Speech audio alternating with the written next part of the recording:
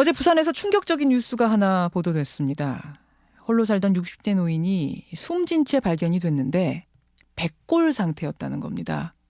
수년 동안 아무도 몰랐던 죽음. 마침 오늘이 노인의 날입니다. 우리 사회에서 노인들의 고독사 문제 점차 증가하는 추세인데 과연 우리 대책을 제대로 세워놓고 있는 걸까요? 생각해보죠. 먼저 이 부산 고독사 노인의 집을 직접 다녀오신 분이세요. 부산 진구 초읍동 주민센터의 김성기 사무장부터 연결을 해보죠. 사무장님 안녕하세요. 예, 안녕하세요. 예, 어제 그 할머님이 사시던 집을 다녀오셨다고요?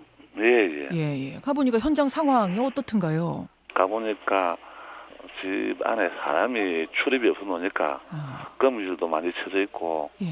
깜깜하게 사람 형태도 막 개고 보일 듯 말 듯 그렇고 주변이 어지럽고 지저분해 있었습니다. 예. 그러니까 뭐 지금 들어갔다 오신 분들 얘기 들어보면은 거미줄이 하도 많이 쳐 있어서 처음에는 뭐가 뭔지도 몰랐는데 그걸 다 해치고 나니까 그 할머님 돌아가신 분이 계셨다고요? 예. 그냥 옷을 많이 입고 누워 있는 상태로 막 계신 걸로 알고 있습니다. 예. 옷을 뭐 한 9겹 이렇게 껴입고 뭐 네. 이렇게 돌아가신 상태였다고. 이게 최초 발견하신 분은 누굽니까? 최초 발견하신 분은 집주인이 발견을 하셨는데 아마 저 한동안 사람이 안 보이고 월세가 안 나오니까 아마 월세가 안 나오니까? 예. 월세가 10만 원인데 보증금이 700만 원이 있어가지고 예. 그건 5년을 그 이제 월세를 까먹고 5년 동안 보증금 그렇죠. 700만 원이니까 월세 안 내도 그냥 거기서 까야지 그렇죠. 하고 안 찾아가셨던 거군요. 그렇죠. 예사로 생각을 하셨던 모양인데 어. 근데 원래 그분이 그 집으로 이사를 올 때 예. 거기 거주한다고 이사를 온 게 아니고 거기는 집만 두고 예. 자기는 우리 옆에 있는 저 상강사라는 사찰이 있습니다. 예. 그 사찰에서 생활을 한다고 이렇게 말씀을 하시고 이사를 와놓으니까 예.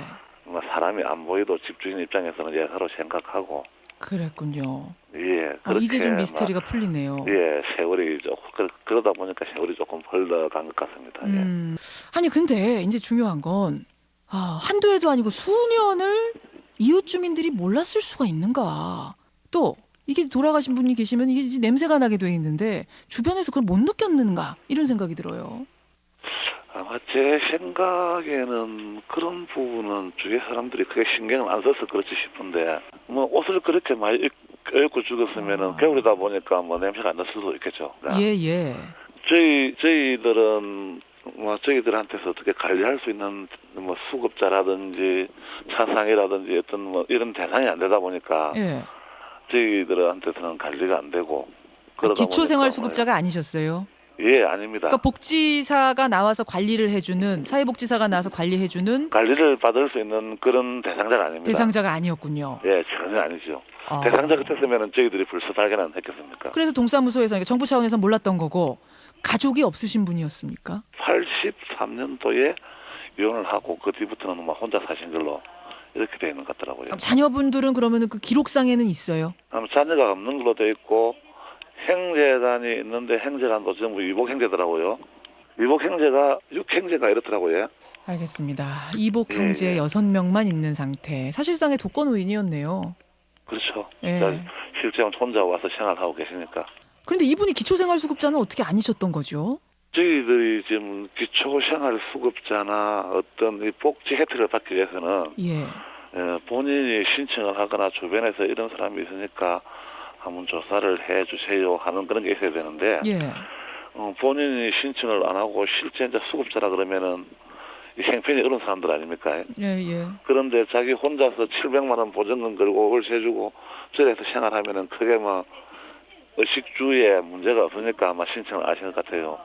그리고 이제 신청을 했을 경우에도 저희들이 뭐 딴 데 재산이 있는지 이런 부분이 그게 안 되니까 추적이 안 되니까 대상이 됐을지 안 됐을지도 알 수가 없죠. 그렇군요. 기본적으로 신청을 안 해서 못 받았을 가능성이 있다는 말씀이세요. 근데 그렇죠. 원래 그거는 복지사들이 자기 구역에 돌아다니면서 노인들에게 권유하지 않습니까? 그렇진 않습니다. 지금 저희 동에 기초수급자를 담당하시는 복지사가 한 분 계시는데요.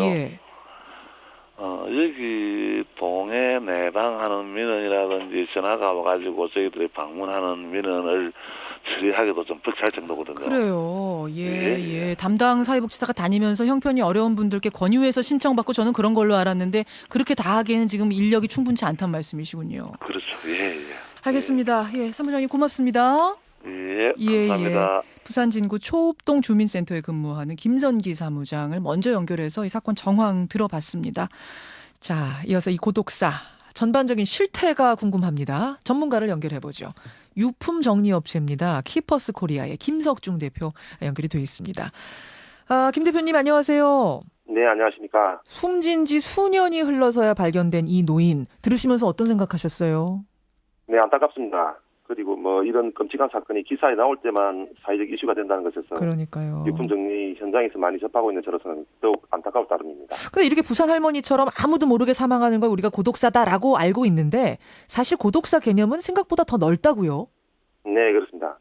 요시다 다이치가 쓴 유품 정리는 보았다라는 책에는 고독사를 대개 혼자 사는 환자나 노인이 제대로 간호받지 못하고 본인이 사는 집안에서 돌연사하는 것을 말하는 것으로서 특히 발견 직후에 도움을 받지 못하고 사망하는 경우가 많기 때문에 죽은 후에 오랫동안 발견되지 못하는 경우도 적지 않다라고 이렇게 정리하고 있습니다. 그래서 우리나라에서는 집에서 돌아가신 후에 늦게 발견되는 경우만을 고독사로 부르고 있는 것 같습니다. 그러니까 간호받지 못하고 방치되는 것도 고독사다 이 말씀이세요. 네네. 이런 고독사 실제로 우리나라에 얼마나 되는지 통계 잡힌 게 있습니까? 현재 지금 키퍼스에 연락이 닿는 고독사 현장만 하더라도 평균적으로 한 달에 한 10억 건 이상이 됩니다. 그 업체로 신고가 오는 연락이 오는 것만 해도 한 달에 10건? 네네. 근데 열흘 전에도 돌아가신 지 한 달 만에 발견된 현장이 있었습니다만은 언론에 기사화되지는 않았습니다. 그리고 정부와 시민단체에서는 한 해 최소한 500명에서 한 100여 명이 고독사로 사망한다고 파악하고 있습니다만은 사실은 고독사가 그보다는 훨씬 더 많이 일어나고 안타깝게도 전국적인 통계조차 파악되고 있지 않다는 것이 문제라고 생각합니다. 그럼 한 해 최소 500명에서 1000여 명이라는 건 추정치인가요? 네, 그렇죠. 전국적인 정확한 통계도 아직 잡히지 않은 상황. 자, 구체적인 사례를 좀 보겠습니다. 어떤 사례들 접하셨어요, 일선에서? 아파트 현장 1층에 부모님이 혼자 살고 계시는데 같은 동 3층에 아들이 살고 있음에도 불구하고 한 달 만에 발견된 사례도 있었고요. 잠깐만요. 1층에 부모님이 사시고 노인들이 사시고 3층에 그 자식들이 사는데 한 달 동안 돌아가신 걸 몰라요? 네네. 어떻게 그런 일이 있을 수가 있나요? 나중에 그 자식들이 뭐라고 얘기를 합니까? 본인들이 평상시에는 생활을 잘 하고 있다가 한 달 동안 사정에 의해서 서로 연락을 하지 않다가 이제 늦게 돌아가시고 나서 늦게 발견되니까 본인들도 많이 황당한 거지요. 그런 사건뿐만이 아니고 노부부가 함께 생활하는 현장 같은 경우에도 치매에 걸린 할머니를 보살피던 할아버지가 계셨는데 할아버지가 먼저 세상을 떠나고 나니까 피부양자였던 할머니까지 같이 이제 아사로 돌아가시는 그런 경우까지도 이제 발생을 하고 있습니다. 피부양자였던 할머님께서 뭘 지어서 드실 수가 없으니까. 네네. 치매로. 네. 그리고 요양병원에서 생활하는 할아버지를 간호하시던 할머니가 집에 잠시 이제 갔다 오겠다라고 이제 집에 가셨는데 집에서 돌아가신 후에 이틀 만에 자식들한테 발견되는 이런 사례들도 많이 그런 사례도 발생하고 있고. 있습니다. 그렇군요. 이게 주로 어떤 분들이 고독사 하는지 이런 좀 분석도 해보셨어요? 네, 고독사는 물론 이제 노년층에서 많이 빈번하게 일어난다고 할 수가 있습니다만은 사실은 65세 이상 노인분들은 정부나 지방자치단체에서 경로부대 복지 차원으로 접근하고 있어서 관리 대상이 되고 있습니다. 그나마 되고 있는데 물론 그럼에도 불구하고 고독사 하는 분들 계시지만 네네. 근데 60대 초반에서 64세까지는 사실 아직까지 정부나 지방자치단체에서 관리 대상에서 제외되고 있기 때문에 이런 분들이 좀 특히나 위험한 분들이 아닐까라는 생각이 듭니다. 특히 이번에 일어난 사건만 보더라도 67세의 노인이 5년 전에 사망한 사건인데요. 그렇다면 이분도 사망한 당시가 62세입니다. 그러면 제가 우려했던 이런 연령대에 포함되어 있지 않는가라고 생각이 듭니다. 말하자면 이제 우리가 왜 소득 얘기할 땐 차상위 계층이라고 하잖아요. 아주 빈곤층 말고 바로 그 윗분들이 가장 위험한 층이다라고 얘기하는데 이 고독사에 있어서도 완전히 노인으로서 정부에서 인정받는 분보다 바로 노인 되기 직전 분들이 더 위험하다 이런 말씀이세요? 네, 그렇죠. 일본에서는 이미 고독사가 심각한 사회 문제죠. 네, 그렇습니다. 일본은 우리보다 앞서서 어떤 해결책들, 대책들, 예방책들 마련해 놓고 있습니까? 일본 정부에서는 2007년도부터 고독사 제로 프로젝트라는 것을 시작을 해서 다양한 정책이나 제도를 만들어서 시행을 하고 있습니다. 고독사 제로 프로젝트? 네네. 예. 그리고 그래서 이제 고독사 현황을 먼저 파악을 하고요. 24시간 상담 신고센터를 운영하고 있습니다.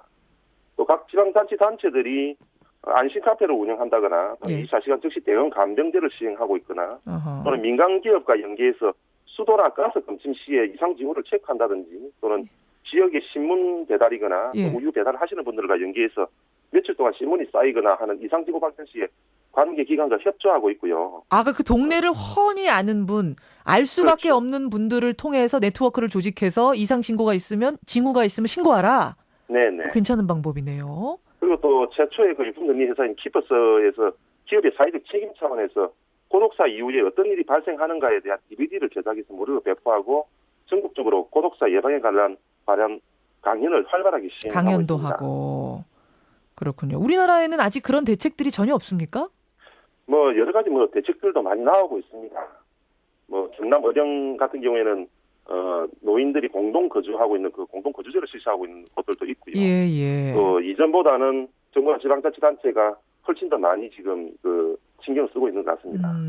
노력은 하고 있는데 여전히 뭐 사각지대는 많이 보이네요. 앞에 있는 그분도 기초생활수급자 대상이 충분히 될 만한 분인데도 신청하지 않았기 때문에 기초생활수급 대상자가 아니었다. 따라서 네네. 주민센터에서 관리하는 대상이 아니었다. 지금 그렇게 얘기를 하고 있습니다. 네네. 지금 청취자 문자도 들어옵니다만 기초생활수급자를 왜 노인들이 직접 가서 신청해야 되느냐. 이거는 복지사를 좀 충분히 인력 충원을 해서 정부에서 소외된 노인들한테 신청하십시오라고 권유할 수 있게끔 해야 되지 않느냐. 지금 이런 문자도 많이 들어오는데요. 그런 것부터 하나하나 노인들 많아지는데 신경 써야 되는 거 아닌가요? 그렇겠죠. 그래도 고독사에 대해서 이전보다 정부나 지방자치단체에서 많은 노력을 하고 있다고 생각하고 있기 때문에 그런 부분들은 그분들한테 맡기는 게 좋을 것 같습니다. 예. 시급한 대책 그럼 어떤 거 필요하다고 보세요? 제가 저는 민간 차원에서 생각해야 될 부분들을 많이 생각을 하고 있는데요. 정부나 지방자치단체에서는 일단 먼저 고독사 현황을 먼저 파악하는 게 제일 중요하지 않을까. 통계부터 정확하게 잡아라 이 말씀이시고. 예. 네네. 그래야만 대책이 나오니까는요. 그리고 민관과 또 연계해서 할 수 있는 프로그램들이 많이 있다고 생각합니다.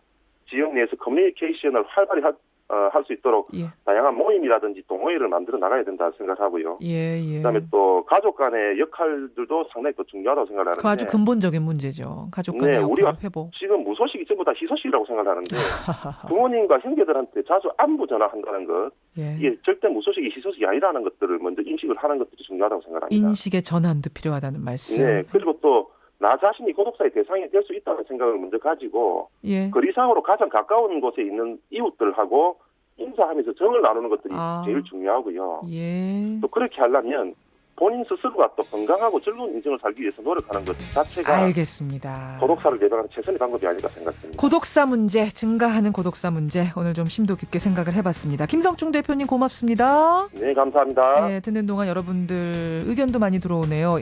4145님, 저도 홀몸이고 지체장애 1급인데 혹시나 하는 생각이 항상 드신다고요. 여러분 생각은 어떠세요? 50원의 단문, 100원의 장문 유료 문자 샵 1212 카톡 레인보우까지 열어놓고 기다리겠습니다.